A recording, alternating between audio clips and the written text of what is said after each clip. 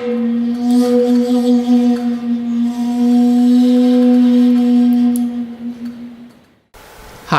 I'm John DeArmond of the Coquille Valley Sword Group, and today we're talking about Article 23.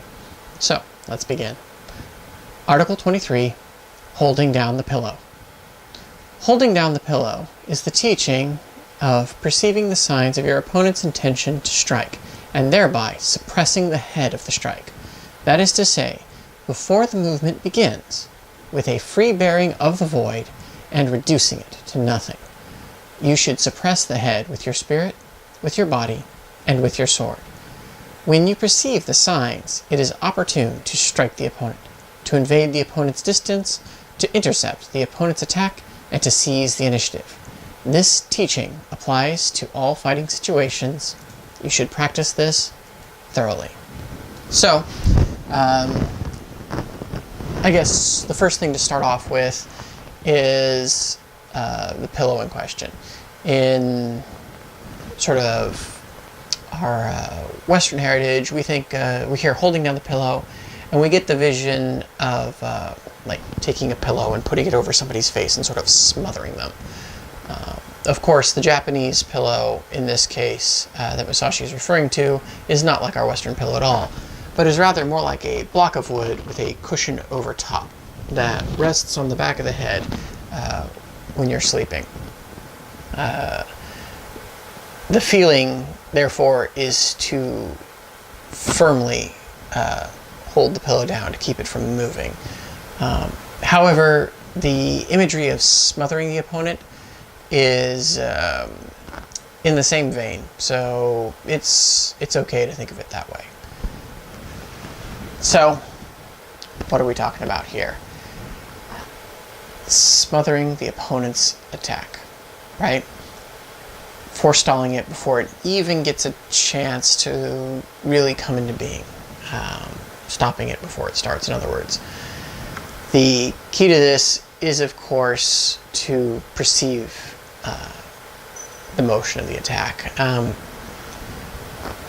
In the beginning, we feel that attacks sort of come out of nowhere. Like, there'll be the guy, and we're kind of like trying to get our footing, and then, bam, here comes an attack, right? But as you work to sort of refine your perception, it becomes evident fairly quickly, I feel, that there is a large preparatory stage before an attack is made. This occurs in the mind, right? We start off with no notion at all, right? And then we begin to perceive, and then we begin to sort of formulate a plan based on that perception. Then we make the decision whether or not we're going to act, and then we decide to act. And this span is perceivable. In other words, a person's mind communicates it through their body, through changes in their posture, their expression, their behavior. And though oftentimes it's quite subtle, it doesn't take long to be able to get a real solid sense for it. In the general scheme of things, the pre-attack phase takes about a third of the total time spent on the attack. So it's actually quite large. It's not as though you're looking for this sort of split instant of rapid information to work off of. But, like I said, a sizable chunk. Now, how do we do it, right? Musashi says, strike the head of the motion. Well, what does that mean? Let's say I'm up in Hasso, and I'm moving, and I want to strike with the free spirit of the void. I'm looking, and I feel that opening. My hands move, right, before my body does. Here, there's the suppression, right? It comes in, boom, right at the head of the motion, right at the hand, right at the sword. Let's say that I'm an inexperienced fencer, right? And I'm going, and I go to hit, bam, right? Hit to the shoulders, right? Right where the motion begins. Maybe I'm more centered and controlled, and I move in, right? Boom. Straight to the square of the body, right? Wherever the head of the attack is, the lead motion of the attack is, that's what you can strike. Now, this idea of suppressing strikes before they germinate is not unique to Kyoho. Many other systems have it. Chinese systems often refer to this as cutting the road. And Musashi says pretty plainly that this teaching applies to all fighting situations. And I find it to be particularly useful in hand-to-hand situations because you're thwarting the opponent. You're preventing his useful actions. The person comes to strike you, bam. You hit him in the bicep, forestall the opponent. The person pulls back, boom. You hit him in the shoulder, forestall their work, right? Maybe you're a little bit off to the side of them. They're coming around to hit, boom. You take them on the jaw, turn their tools away, and prevent the attack from germinating.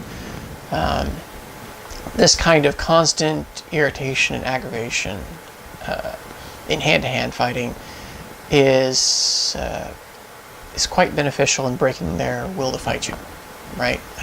Because in sort of civil self-defense matters, we don't necessarily have to maim somebody who's trying to do us harm. Of course, sometimes it's appropriate, but really I've found that the majority of times, in my own experience, it's enough to simply sort of knock the bottom out of their barrel, right? Knock out their will to fight and let that flood out from them, and the altercation can come to an end without any real grievous harm done to your attacker. This is only slightly a moralistic decision. More than that, it's simply practical. If some guy comes to you, tries to accost you, calls you names, maybe even hits you, right? And you cripple him, right? You're going to face legal repercussions for that, social repercussions. So it's better to act with prudence and in good control of yourself, right? With swords, it's a little bit different because typically when you bring a weapon into a fight, unless you surprise the opponent with your own tool, they're already committed, and they understand that if they try and move away, they're likely to receive life-altering damage, and this sort of boxes them in, so they feel the only way out of this situation for them is to go through you. And so it's even as you suppress them, it won't necessarily break their will to fight, though it does still frustrate them and break down their ability to work in a way that is calm-minded. You're taking them out of the area in their mind where they function at their highest ability. So you're still reaping benefit from it. So it's quite a good strategy. And beyond just the benefit of the suppressions themselves, they create opportunity for you. Whether it's opportunity to move into their space, to tread down the sword, to reposition in relation to them, to cut off their tools, or to bring more of yours into play, or whether it's just simply to strike them, right? Somebody comes at you, you suppress their wrist, boom, and then right into their throat or their eyes, right? It's a good opportunity. The easiest way to practice this is, like most things, in incredibly slow motion, right, at first, to begin with. Have your partner move, and without any kind of pre-planning, have them attack as they will, right? And try to, at first, without even trying to suppress them, just observe their attack, how it's generated in their body, right? Once you begin to see it, and you can see it consistently, then begin to try and suppress it, right? As always, once you get a handle on it, be sure to increase your speed, right? If in your training you as Shidachi win 100% of the time, then you're not really training at the level that you can and be effective in your learning. You're just kind of stagnating in this easy baby zone, right? You need to speed it up and press it. You're looking at your goal should be between 50 and 25% failure rate, right? That's a pretty healthy margin.